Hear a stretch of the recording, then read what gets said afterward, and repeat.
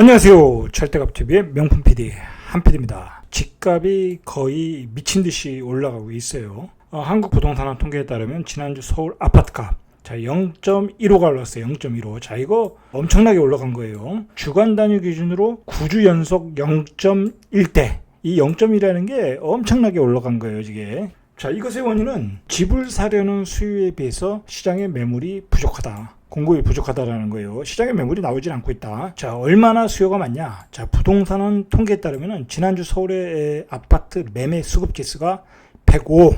자, 14주 연속 100이라는 거예요. 매도보다 매수가 14주 연속 많다라는 거예요. 자, 서울 아파트값 상승률은 벌써 지난해 연간 상승률을 넘어섰어요. 자, 아직 7월 달이니까 반도 안 됐는데 지난해 연간 상승률을 넘어섰다. 미친 듯이 서울 수도권 아파트값이 폭등하고 있다. 자, 그것의 원인은 주택 공급 부족이다라는 거예요. 그럼 왜 부족한가를 보셔야 되겠죠. 자, 20, 30대가 지금 영끌을 주도하고 있다고 그래요. 자, 사전 청약도 안 되고, 그리고 청약해서 가점도 안 되고, 자, 20, 30대가 할 수 있는 일은 뭐겠어요? 구축 시장에서 물건을 사는 방법밖에 없는 거예요. 자, 정부는 계속 안심 정책 또는 협박 정책, 자, 그것을 시장에 신호로 보내고 있어요. 금리도 올리겠다. 그리고 버블이다. 분양가 싼 사전 청약을 해라. 라고 정책을 피고 있는데 전혀 먹히질 않고 있어요. 사전 청약도 지금 고분양가 논란이에요. 사전 청약은 말 그대로 청약 당첨이 거의 희박해. 특공이 아니면. 자, 예를 들어서 최고 유망 지역인 복정지구예요. 이 성남의 복정지구는 3지 신도시 중에 아마도 최고의 지역일 가능성이 많아요. 자, 이 지역을 어떻게 했냐? 성남시장님이 당해 무주택 100% 배정했어요. 그러니까 성남에 있는 무주택자에게 100% 배정하겠다. 그러니까 사전 청약의 대상자도 되는 것도 아니에요. 자, 이렇게 물건이 없으니까 이미 매도자는 슈퍼갑이 되었다. 계좌가 안 나온다고 그래요. 문제는 뭐냐면 계좌가 안 나오는 현상은 매도자가 팔기가 무서운 거야. 팔면 또 올라갈 것 같으니까. 그럼 왜 무섭냐 이거야. 왜 무섭냐. 뭐가 무섭냐. 시장에 물건이 없다라는 건 공급이 막혔다는 건데, 이 공급에 가라는 것이 이제 두 가지가 있는데, 민간 공급이 있고 공공 공급. 정부가 이제 공급을 하는 거죠. 그런데 대부분의 주택이 민간 공급이라고 봐야 돼요. 뭐 택지는 정부가 LH에서 수용을 해가지고 공급을 하지만 대부분의 거기다 집을 짓고 분양을 하는 것은 민간 공급이다. 신도시를 짓는 방법과 재개발 재건축이 있는데, 자, 신도시를 짓는 것보다는 요즘은 재개발 재건축이 더 활성화되어 있어요. 지금 시대에는. 왜냐면 옛날에 구도심이 인프라가 좋아졌기 때문에 그 재개발 재건축에 대한 규제를 하니까 민간 공급이 막혔다라는 거예요. 그래서 서울의 경우 민간 부분에서의 공급자 역할이 상실됐다. 자, 통계를 보면은 지난해 민간 분양 아파트의 인허가 물량 55,522가구, 2011년도에 79,522가구. 그러니까 거진 29,000가구가 줄어든 거예요. 11년보다. 작년에 인허가 물량을 보니까. 자, 이것은 뭐냐면 앞으로의 공급 물량도 없다라는 거야. 역대 최저치를 기록했다라고 해요. 인허가 물량이 역대 최저치를 기록했다. 앞으로 나올 물량도 없다라는 거예요. 자, 그러면 민간 공급이 줄어드는 원인은 뭐냐? 자, 아까도 말했듯이 민간 공급은 재개발 재건축을 통해서 공급을 하는데 정부와 서울시의 재개발 재건축 규제 때문이라는 거죠. 자, 앞으로의 물량도 걱정이지만 현재의 물량이 없다라는 거예요. 일반 거래시장에서도 유통 물량이 확 줄어들고 있다. 매번 강조하지만 양도세 중과 때문에 시장에 매물이 나올 수가 없어요. 82%, 75%를 내고는 어느 누구도 팔 사람이 없다. 이것이 현재 유통 물량의 실종의 원인이다. 그러면 시장에 나올 매물들이 다 어디로 갔냐? 세금 폭탄을 정부가 때리니까 올해 5월까지 아파트 증여 건수가 39,242건, 지난해 동기가 29,321건보다 올해 33.8%가 늘었다는 거예요. 그러니까 시장에 나온 매물들이 다 증여로 가고 있다. 자, 같은 기간에 거래 건수가 얼마냐? 546,867건. 그 다음에 지난해 598,931건. 작년보다 올해가 거래가 8.7% 줄었다. 자, 그러니까 이게 무슨 현상이에요? 시장에 매물이 없으니까 거래는 줄어드는데 계속 신고가가 나오고 있다라는 거야. 이게 문제가 있는 거죠. 싼 매물이 나와야 되는데 정작 비싼 매물만 나오는 거야. 왜냐면 매물이 없으니까. 다 증여로 돌려가고 있으니까. 이것이 문제다. 팔아서 세금을 내느니 다 증여로 가고 있다는 거예요. 이거 증여세도 만만치 않아요. 그런데 그럼에도 불구하고 다 증여로 가고 있다. 자, 이런 문제의 시작은 뭐냐면, 정부가 이제 공급에 관해서는 걱정이 없다라고 했는데, 2019년 말부터 2020년부터 이제 본격적으로 정부가 공급 부족을 인식했어요. 정부도 공급 확대로 전환을 했어요, 분명히. 자, 그래서 3기 신도시도 2019년도인가 지정을 하고, 그리고 2020년도에 뭐 3기 신도시도 추가하겠다고 이야기를 하지 않았습니까? 자, 추가하겠다고 얘기를 해서 광명시 신도시를 지정한 거잖아요. 그리고 모든 도심에 가용 용지를 발굴해라 라고 또 명령을 내려서 자동차 검사소까지 아파트 부지로 나오고, 서울 시내에 있는 모든 공공기관의 부지들을 다 발굴해서 나온 게 바로 도심 내의 개발 부지예요. 자, 거기다 그것도 안심하지 못하겠다, 우린 더 열심히 하고 있다라는 걸 보여준 게 뭐예요? 그 변창훈 장관이 국토부 장관이 되면서 공공재개발 재건축을 만들었잖아요. 자, 여기까지 했다라는 거예요, 여기까지. 자, 이것만 했습니까? 태릉에다, 과천에다 많은 또 택지를, 미니 신도시를 개발하겠다고 또 발표를 하지 않았습니까? 자, 그만큼 공급에 전력을 다했어요, 정부는. 자, 문제는 뭐냐? 이 공급의 주체가 민간이 아니라 정부였다는 게 문제예요, 정부였다. 자, 이게 정부가 되니까 이런 것들이 추진하는 과정에서 잡음이 일어나고, 어떤 그 공공기관의 투기 사태도 일어나니까 무슨 도덕성의 문제가 생기고, 그리고 정부가 추진하다 보니까 문제 부딪히는 게 뭐예요? 결국은 지역 주민의 여론에 부딪히는 거예요. 주민의 저항에 부딪히는 거예요. 자, 정부는 뭐예요? 국민을 위해서 있는 게 정부인데 주민들이 싫어한다, 그거 어디 추진이 되겠습니까? 안 되는 거예요. 그리고 지금 좌파 정부는 표심을 생각하지 않을 수 없잖아요. 대선이 얼마 안 남았는데. 그러니까 또 추진이 안 되는 거예요. 문제의 시작은 바로 정부가 추진을 하면서 그것들이 전혀 진행이 안 되고 있더라는 게 문제라는 거예요. 문제라.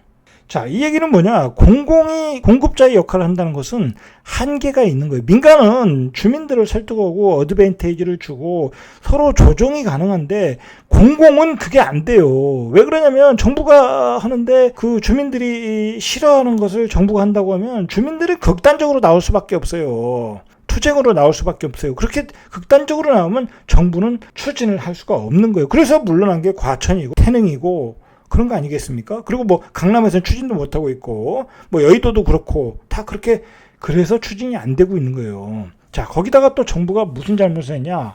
공공이 공급자 역할을 해야 되는데, 자, 공공이 공급자 역할을 하겠다고 해서 민간 임대 사업자를 다 폐지해 버렸어요. 그렇게 되니까 민간 임대 사업자를 폐지하게 되니까 임대 투자가 불가능하잖아요. 일반적으로 사람들이, 돈 있는 사람들이 임대 투자를 해서 거기서 시세 차익을 얻는 게 지금까지 순서였는데, 자, 그렇게 되다 보니까 민간 임대 공급이 불가하게 되는 거예요. 생각을 해보세요. 정부는 하나는 알고 둘은 모르는 거야. 민간 임대 사업자들이 활발하게 주택을 매입해서 공급을 하면 주택 시장은 계속 공급이 늘어나는 거예요. 그러면 전세 가격이라든지 월세 가격은 낮아질 수밖에 없어요. 공급이 계속 증가를 하니까. 자, 그런데 그걸 막아버린 거야. 시세 차익 난다고. 정권을 잡고 있는 기간 동안에 시세 차익이 나서 주택 가격이 폭등하니까 그걸 막아버린 거예요. 그러면 안 된다는 거예요. 이것은 장기적으로 보고 계속해서 민간 임대입자 사업자들이 주택시장에 들어와서 주택을 계속 공급을 하게 되면 가격이 떨어지는 거 아니겠습니까? 자, 그렇게 가야 된다는 거야. 자, 그런 상황에서 또 한술 더 떠가지고 임대차 보호 3법을 만들어가지고 전세 가격이 폭등하는 트리거 역할을 만들어 놨어요. 자, 임대차 보호 3법을 해버리니까 시장의 전세 물량이 감소가 되겠죠. 자, 이게 또 문제가 뭐냐면 신규 주택에 입주할 때 신규 주택의 전세 매물이 나오질 않아요. 한 번 입주하면 4년인데 새 아파트를 자기들이 살아야 되는데 그것도 4년씩이나 임차인들이 산다고 하는데 누가 내놓겠어요. 그리고 실거주 요건을 갖추러 또 들어가야 되니까 요즘 신규 아파트에 전세 매물이 안 나온다는 거예요. 그래서 3기 신도시는 또 거의 뭐 로또 분양이잖아요. 그죠? 주변 시세에 비교해서. 자, 그러니까 전세 수요가 증가했잖아요. 임대차 보호 3법으로 시장의 전세 물량은 감소했는데 전세 수요는 증가하고 있다. 전세 가격이 폭등할 수밖에 없는 거죠. 그리고 또 문제가 뭐냐면 공공재개발, 공공재건축을 한다고 정부가 재건축 재개발 시장을 공공이 주도하게 되면 민간은 할 게 없잖아요. 자, 그래서 공공이 재개발한다고 재건축한다고 하니까 무슨 어드밴티지를 주냐면 용적률 건폐율 상향 적용하는 어드밴테이지를 줬어요. 자, 문제는 뭐냐면 이게 역세권에만 가능하지, 그나마 역세권에만 가능하지, 그걸 역세권 외에 이걸 적용할 수 있겠냐라는 거예요. 이거 안 되는 거예요.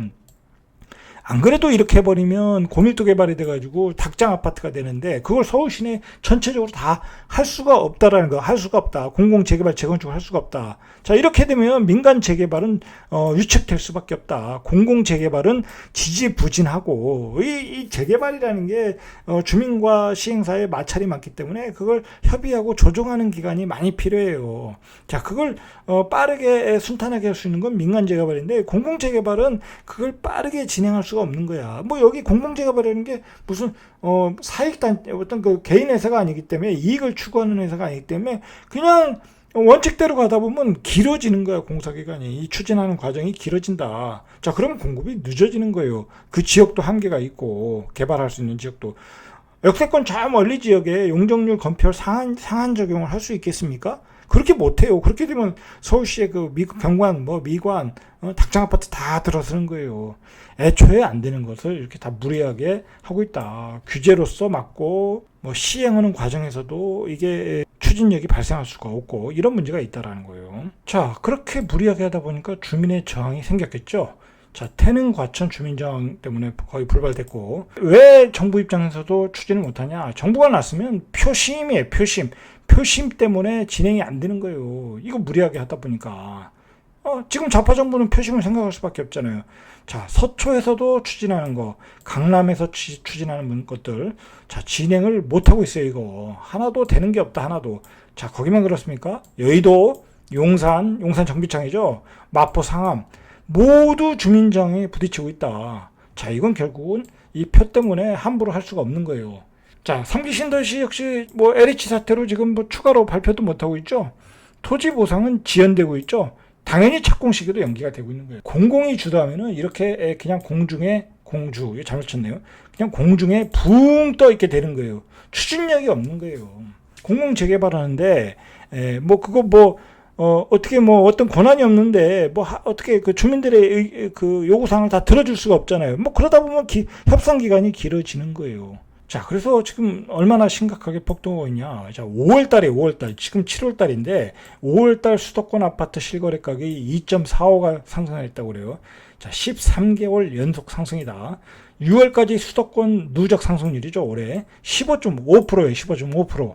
자, 이런 추세라면 올해 수도권 아파트 실거래가가 상승폭이 30%가 넘는다는 거예요, 30%. 자, 이 30%란 얘기는 이 퍼센테이지로 30%지만 거의 체감적으로는 50%예요. 자, 그리고 지금 이게 지금 이 서울 수도권만 그런 게 아니에요. 지금 광역시 중 대전도 8.58%, 대구도 요즘 대구도 좀 조정을 받고 있는데도 불구하고 7.33. 자, 부산도 6.19. 자, 9개 도 중에 충북도 10.23%, 제주도도 요즘 올라가고 있어요. 자, 충남도 올라가고 있고, 강원도도 7.34. 이렇게 전국적으로 시세가 너무 폭등을 하고 있다는 거예요. 자, 세종은 하락 중이죠. 자, 하락 중인 세종 가지고 이제 뭐라고 그러면 안 되겠죠. 자, 결국은 이 규제가 부른 폭등이라고 보면 돼요.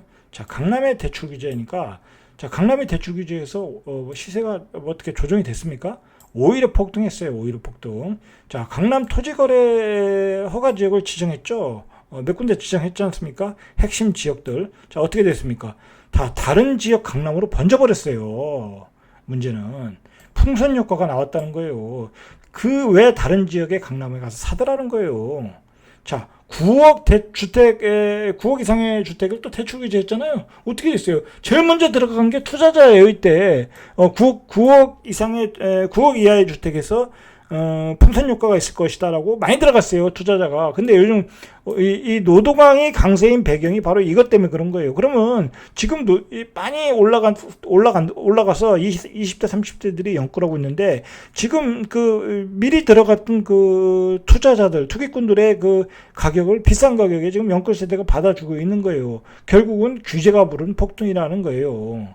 자, 심지어는 이런 노동강이 이제 똘똘한 한 차라고 또 변신돼서 나오고 있어요. 이런 기사도 나오고 있다는 거예요. 노원구의 경우에는 4월에 토지거래 허가구역 규제를 비껴가면서 상계, 중계, 하계동, 재건축 단지를 중심으로 가파르게 상승해서 5.08, 상반기 집값 상승률 1위를 기록했어요. 이것이 바로 다 풍선효과다. 규제가 부른 풍선효과, 규제가 부른 폭등. 쌍극등 현상이라고 보아야 돼요. 돈이 한쪽으로 쏠려 들어가는 거예요. 돈이 한쪽으로. 자, 이런 상황에서 시장은 투기판이 되어버렸어요. 자, 얼마나 투기판이 되냐. 자, 서울의 중소형의 60에서 85제곱미터. 자, 이 아파트의 평균 가격이 지금 6월 기준으로 10억을 넘었어요. 지난해 6월에는 8억 원이었으니까 딱 2억이 오른 거예요. 이 투기판이 되어버려. 자, 풍부한 유동성이 그 규제가 피한 곳을 향해 투기 자금으로 지금 몰려가고 있어요. 그래서 지방에 뭐 있는 소도시의 공시지가 1억 아파트는 완전히 투기판이 되어 있어요. 뭐 법인 세력들이 들어가고 그 갭 투자자들이 들어가서 완전히 시장을 교란시키고 있다. 자, 오늘 신문에 나왔죠. 10대들도 갭 투자를 하고 있다고 그래요. 참 기가 막힌 거죠. 문제는 앞으로 입주 신규 아파트에 전세가 없다라는 거예요. 2년 거주 요건을 갖춰야 되니까. 자, 입주해도 전매 제한이 10년이에요. 뭐 그런 아파트들이 있지 않습니까? 투기과열지구에서 아니면 분양가가 너무 싼 지역에 규제를 넣었잖아요. 10년으로. 자, 그러면 10년 동안은 그 지역에 있는 물량은 안 나온다는 거예요. 유통 물량이 안 나온다는 거. 그럼 어떻게 되겠어요? 가격이 뛸 수밖에 없잖아요. 전세 매매 물량 다 부족한 상황으로 앞으로 가고 있다. 정부가 기대하는 것은 3기 신도시가 공급되면 아파트 가격은 폭락한다. 뭐 얘기하잖아요. 그 국토부 장관도 2, 3년만 기다려라. 자, 근데 2, 3년 뒤에 아파트가 공급이 되나요? 그것도 의심스럽죠. 그러니까 3기 신도시가 공급이 되면 전세 가격이 안정되면 집값은 폭락한다. 자, 이 얘기는 맞아요. 공급이 되면 집값은 폭락을 해요. 그런 징후가 나타나는 곳이 대구 같은 지역 아니겠어요? 그 민간 아파트, 대구가 어떻게 보면 뭐 모범적인 사례예요. 뭐 민간 공급으로서 재개발 재건축으로 부지런히 하다 보니까 이제 뭐 수성구에서도 미분양이 나고 그러지 않습니까? 자, 그게 맞는 거예요. 그냥 수요가 많으면 이제 공급자들이 계속 아파트를 지니까 시장의 균형을 맞춰가는 거예요. 그렇게 가야 된다. 민간 공급자는 공급을 계속해서 할 수 있지만 이 정부가 나서는 공급자는, 정부가 주체가 되는 공급자는 공급의 한계가 있는 거예요. 아까도 봤듯이 주민의 그 저항을 이겨낼 수가 없는 거예요. 거기는 시장을 소환하겠다는데 그게 되겠습니까? 그리고 앞으로 대선 일정들 뭐 지방선거도 있는데 되겠습니까? 추진이 안 된다니까요. 추진이. 자, 정부는 계속적인 그 법을 수준을 하고 있는데 20, 30대의 영끌들은 전혀 무시를 하고 있어요 지금. 자, 문제가 뭐냐면 정부는 이게 그래서 이제 집값이 이제 폭락하길 바라는 거죠. 이제 많은 공급이 돼서. 자, 지금 좌파 정부의 그 부동산 정책은 무엇이 문제냐면 부동산 시장에 개입하지 말아야 되는데 자꾸 개입을 하기 때문에 문제가 일어나는 거예요. 그럼 왜 그러냐면 좌파 철학의 본질이에요. 부동산으로서 소득을 올리는 것은 불로소득이다. 그건 계급의 격차가 나는 게 부동산이다라고 보는 거예요. 본질적으로. 그러니까 팔지도 말고 사지도 말아라라는 게 지금 좌파 정부의 어떤 본질이에요. 본질. 부동산 정책의 핵심이다. 그래서 집에서 시세 차익은 없다. 자, 공공 재개발하는 곳에서도 공공 분양, 뭐 지분 임대형 이런 걸 30% 공급을 하겠다는 얘기가 그런 얘기 아니겠습니까? 그냥 정부가 공급하는 주택으로 가라. 각자 수준에 맞게 살라는 거, 각자 수준에 맞게. 자, 상급지는 꿈도 꾸지 말라. 꿈도 꾸지 말라는 얘기 뭐예요? 그냥 강남은 폭도니까 너희들이 들어갈 데가 아니라는 거예요. 부자는 강남으로 가고 서민은 누구나 주택 공공임대로 가라. 이게 좌파 정부가 주장하는 주택 정책이라고 저는 봐요. 이게 여기에 문제가 있는 거예요. 그렇게 살 수 있겠습니까? 대부분이 그렇게 살지 못하잖아요. 대부분이 강남으로 가려고 그러고 의회 상급지로 가려고 그러는 희망과 욕망을 가지고 사는 거 아니겠습니까? 자본주의 시장에서. 중요한 것은 이제 각자 역할을 하면 되는 거예요. 각자 역할을 하면 되는 거예요. 정치는 정당이 하면 되는 거예요. 우파든 좌파든 잡은 정권이 하면 되는 거예요. 국민의 지지를 얻는 정당이 정치는 해라. 그리고 경제는 경제인이 하면 되는 거예요. 열심히 경제인들이 하잖아요. 자신의 이익을 위해서, 회사의 이익을 위해서 열심히 하잖아요. 대한민국 사람들 같이 열심히 사는 사람이 어디 있겠습니까? 열심히 하자고요. 자, 그럼 부동산 시장은 시장의 원리대로 움직이게 내버려 두면 되는 거예요. 자, 그렇게 두면 알아서 부동산 시장 공급자들이 나타나게 되고 그것을 민간 공급자들이 많은 주택을 공급하게 되고 시장의 주택은 하락을 하게 되는 거예요. 자, 시장에 과도하게 문제가 있다. 자, 그러면 적절하게 정부는 조정자 역할만 하면 되는 거예요. 조정자 역할만. 자, 주도자 역할이 아니라 조정자 역할을 하라는 얘기예요. 자, 정부가 계속해서 그 시장에 개입을 하고 규제를 내놓으면 계속해서 국민은 피곤하게 할 뿐이에요. 할 뿐. 국민들은 피곤할 수밖에 없고 집값의 시세는 멈추지 않아요. 대부분의 전문가들이 지금 이야기하는 것에 그게 멈출 이유가 없다라는 거예요. 그 배경에는 정부가 이런 정책을 피기 때문에 멈출 이유가 없다고 자신 있게 이야기하는 거예요. 자, 오늘은 여기까지. 이상 절대값 튜브의 명품 PD 한 PD였습니다.